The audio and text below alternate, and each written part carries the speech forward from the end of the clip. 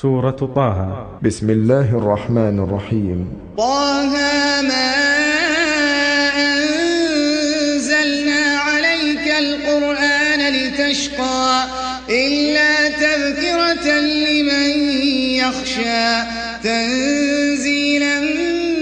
ممن خلق الأرض والسماوات العلى الرحمن على العرش استوى له ما في السماوات وما في الأرض وما بينهما وما تحت الثرى وإن تجهر بالقول فإنه يعلم السر وأخفى الله لا إله إلا هو له الأسماء الحسنى. وهل أتاك حديث موسى إذ رأى نارا فقال لأهلهم كثوا إني آنست نارا لعلي آتيكم منها بقبس أو أجد على النار هدى فلما أتاها نودي يا موسى إني أنا ربك فاخلع عليك إنك بالوادي المقدس طوى وأنا اخترتك فاستمع لما يوحى إنني أنا الله لا إله إلا أنا فاعبدني وأقم الصلاة لذكري إن الساعة آتية أكاد أخفيها لتجزى كل نفس بما تسعى فلا يصدنك عنها من لا يؤمن بها واتبع هواه فتردى. وما تلك بيمينك يا موسى قال هي عصاي أتوكأ عليها وأهش بها على غنمي ولي فيها مآرب أخرى قال ألقها يا موسى فألقاها فإذا هي حية تسعى قال خذها ولا تخف سنعيدها سيرتها الأولى واضمم يدك إلى جناحك تخرج بيضاء من غير سوء آية أخرى لنريك من آياتنا الكبرى اذهب إلى فرعون إنه طغى قال رب اشرح لي صدري ويسر لي أمري واحلل عقدة من لساني يفقه قولي واجعل لي وزيرا من أهلي هارون أخي اشدد به أزري وأشركه في أمري كي نسبحك كثيرا ونذكرك كثيرا إنك كنت بنا بصيرا قال قد أوتيت سؤلك يا موسى ولقد مننا عليك مرة أخرى إذ أوحينا إلى أمك ما يوحى أن اقذفيه في التابوت فاقذفيه في اليم فليلقه اليم بالساحل يأخذه عدو لي وعدو له وألقيت عليك محبة مني ولتصنع على عيني إذ تمشي أختك فتقول هل أدلكم على من يكفله فرجعناك إلى أمك كي تقر عينها ولا تحزن وقتلت نفسا فنجيناك من الغم وفتناك فتونا فلبثت سنين في أهل مدين ثم جئت على قدري يا موسى واصطنعتك لنفسي اذهب أنت وأخوك بآياتي اذهبا إلى فرعون إنه طغى فقولا له قولا لينا لعله يتذكر أو يخشى قالا ربنا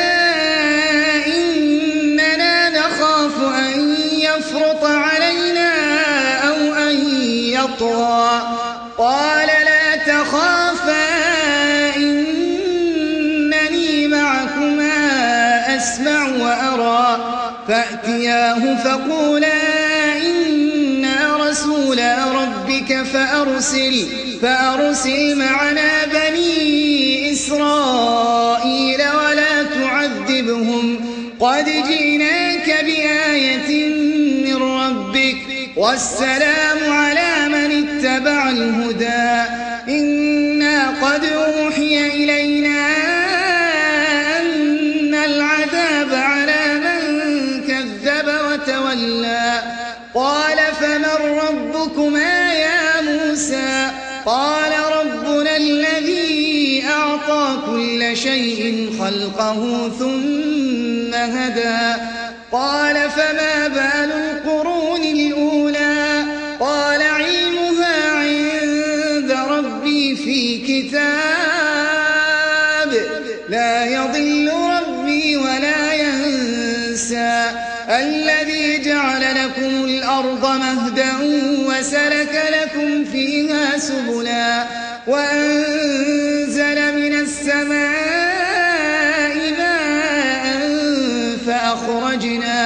فأخرجنا به أزواجا من نبات شتى كلوا وارعوا أنعامكم إن في ذلك لآيات لأولي النهى منها خلقناكم وفيها نعيدكم ومنها نخرجكم تارة أخرى ولقد أريناه آياتنا كلها فكذب وأبى قال أجئتنا لتخرجنا من أرضنا بسحرك يا موسى فلنأتينك بسحر مثله فاجعل بيننا وبينك موعدا لا نخلفه نحن ولا أنت مكانا سوى قال موعدكم يوم الزينة وأن يحشر الناس ضحى فتولى فرعون فجمع كيده ثم أتى قال لهم موسى ويلكم لا تفتروا على الله كذبا فيسحتكم بعذاب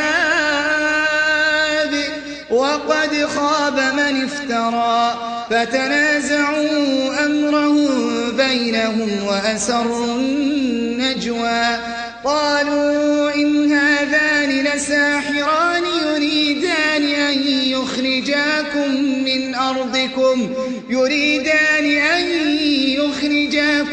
من أرضكم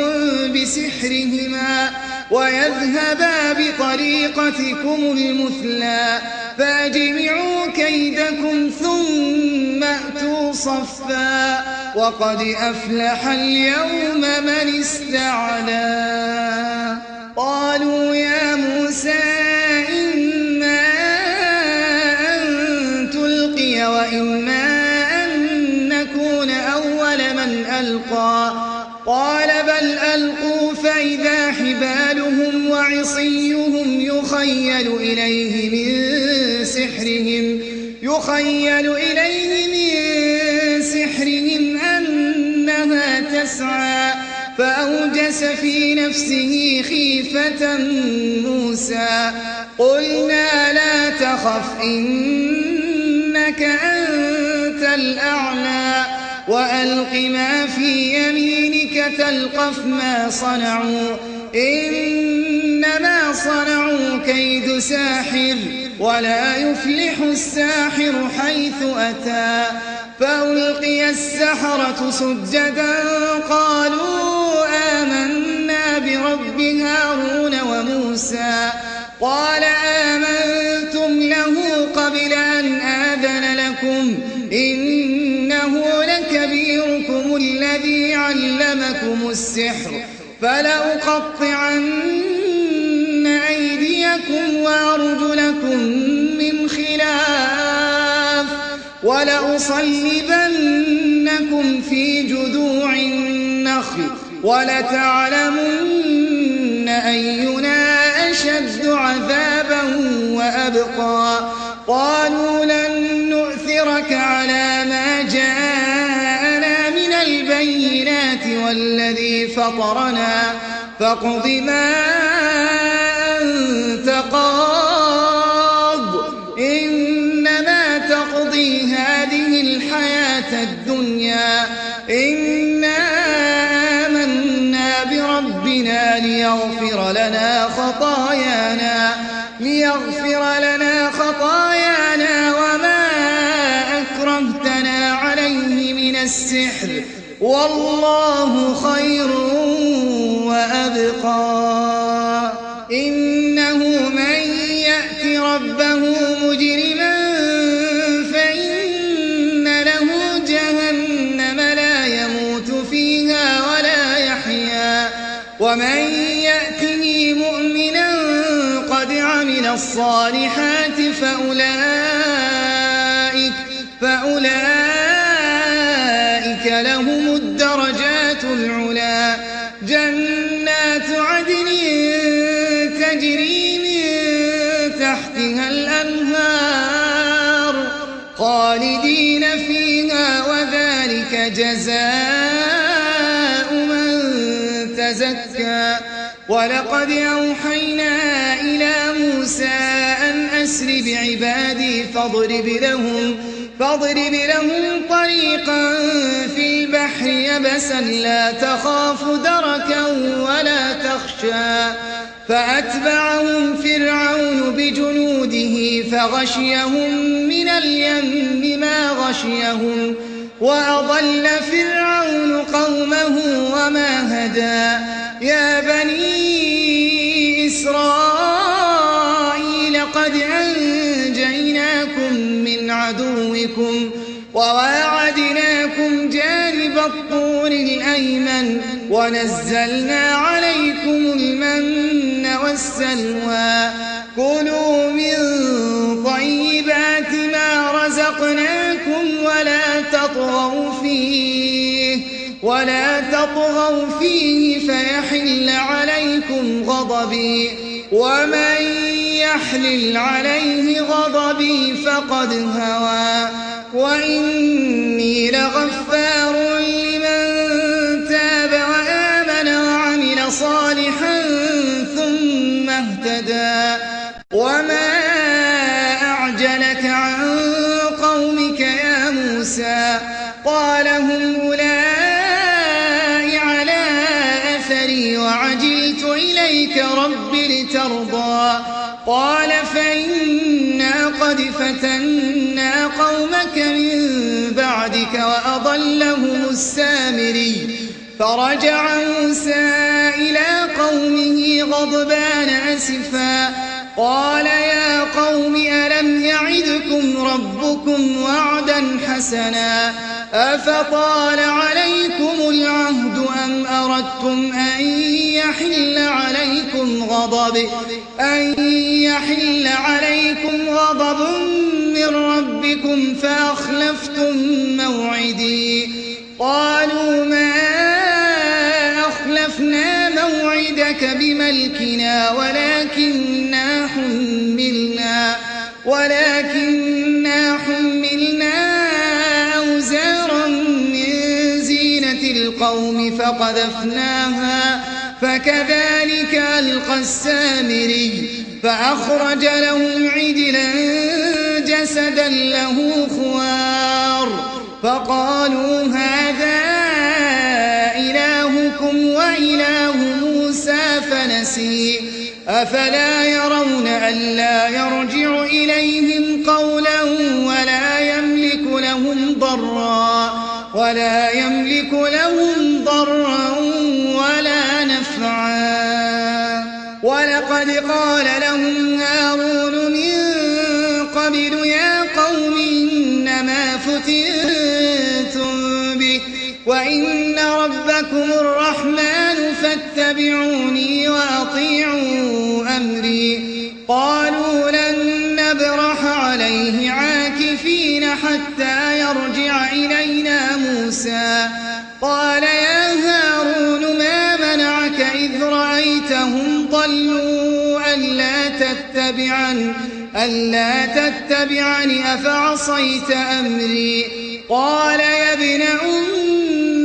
لا تأخذ بلحيتي ولا برأسي إني خشيت أن تقول فرقت بين بني إسرائيل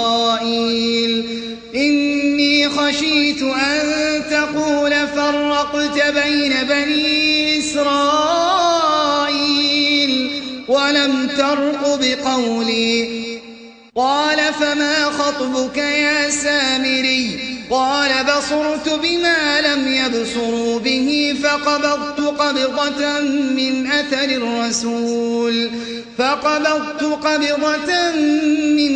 الرسول فنبذتها وكذلك سولت لي نفسي قال فاذهب فإن لك في الحياة أن تقول لا مساس وإن لك موعدا لن تخلفه وانظر إلى إلهك الذي ظلت عليه عاكفا لنحرقنه ثم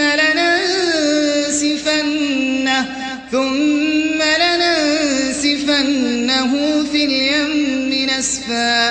إنما إلهكم الله الذي لا إله إلا هو وسع كل شيء علما كذلك نقص عليك من أنباء ما قد سبق وقد آتيناك من لدنا ذكرا من أعرض عنه فإنه يحمل يوم القيامة وزرا خالدين فيه وساء لهم يوم القيامة حملا يوم ينفخ في الصور ونحشر المجرمين يومئذ زرقا يتخافتون بينهم إن لبثتم إلا عشرا نحن أعلم بما يقولون إذ يقول أمثلهم طريقة إن لبثتم إلا يوما ويسألونك عن الجبال فقل ينسفها ربي نسفا فيذرها قاعا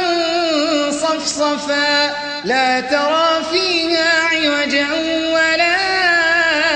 أمتا يومئذ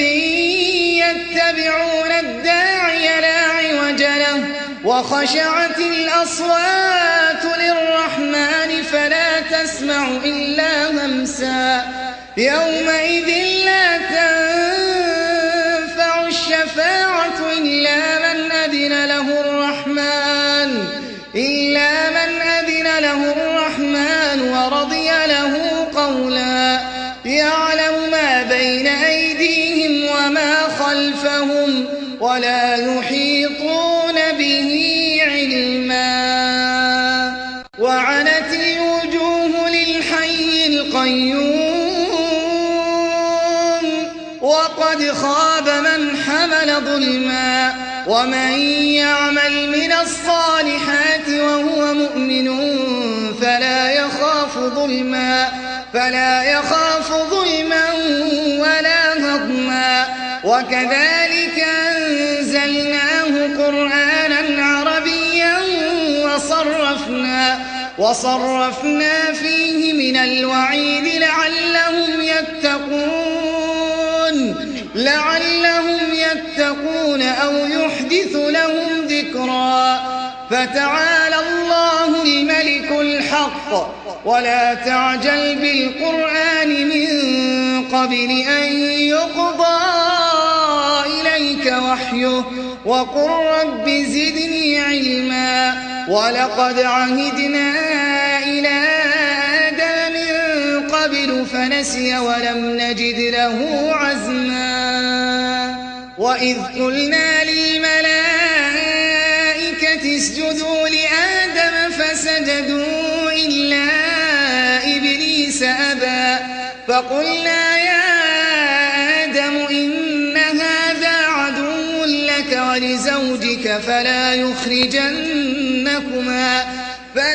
يخرجنكما من الجنة فتشقى إن لك ألا تجوع فيها ولا تعرى وأنك لا تظمأ فيها ولا تضحى فوسوس إليه الشيطان قال يا